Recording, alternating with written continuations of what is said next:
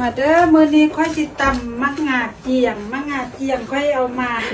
แต่3 ปีก่อนค่อยเอาไว้เซแข้งลืมไปว่าค่อยมีมักงาเจียงมื้อนี้สิตำมักงาเจียงให้กินเด้อมาเด้อกินมักงาเจียง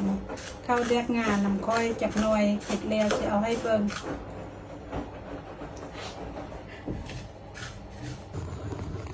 ตำมักงาเจียงจักหน่อยสิเอาข้าวมาตำใส่ตำกะสิแบ่งก่อนสิบ่ใส่หมดหั่นน่ะสิเอาใส่เทื่อละปันซ้ำสิกินหั่นน่ะ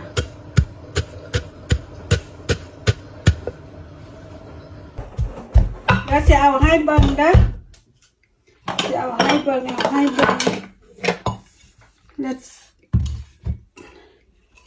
ทอกนี่เด้ข้าวแดกงาค่อยน่ะเร็วข้าวแดกงา มาเด้อกินน้ำกัดเด้อนี่เด้แล้วเด้ได้กินแล้วข้าวแดกงา